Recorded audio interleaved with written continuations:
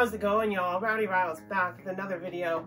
More Marvel Legends today. We've got Shocker from the Spider-Man Retro Wave 2, one of the baddies. We didn't have any of those guys yet.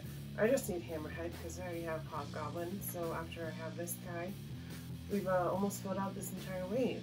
That's cool. I do need Spider-Man 2099. Hopefully I'll find him somewhere.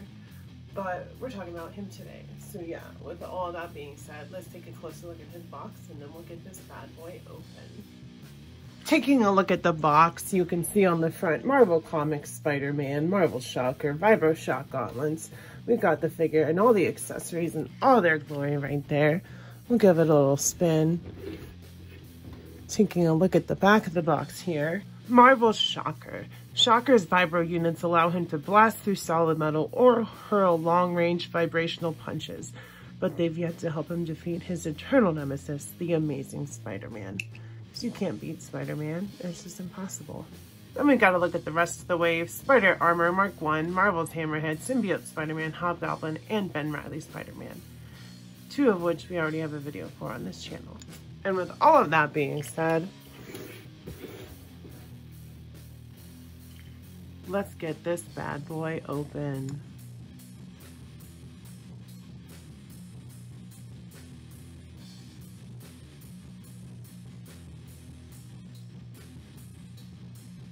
We're gonna try something different this time. We're gonna grab our box and we're gonna cut it. Well, maybe we won't. We'll see. Cut those 2 slots down there. And then cut up on this part. So basically all I did was cut a flap down there, and then you can kind of just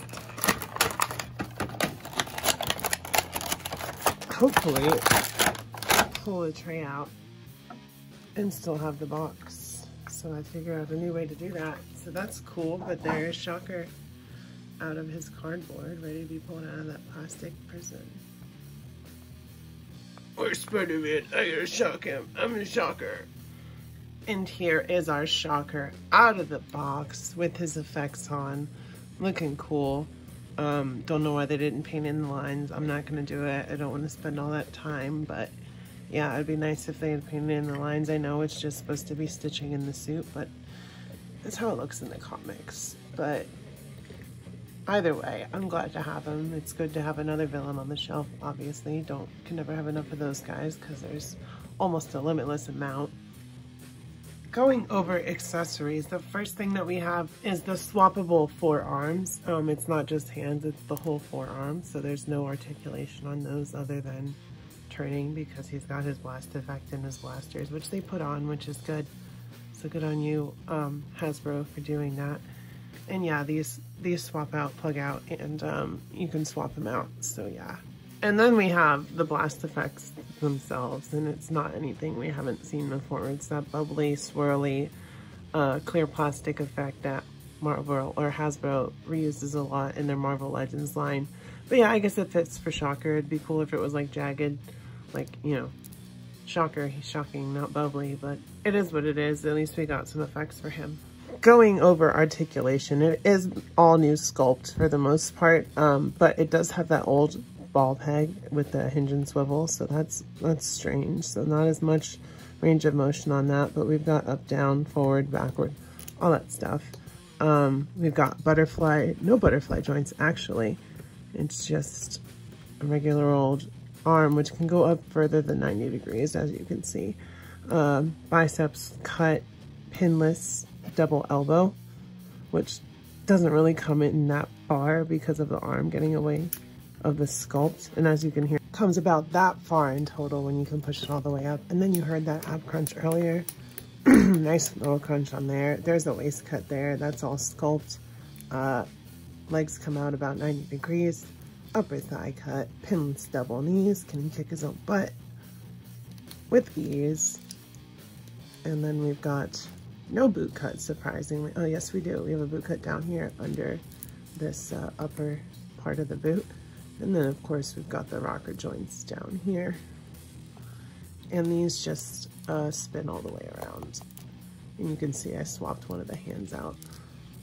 But yeah, that's the articulation on Shocker here. Where's Spider-Man? I go fry him.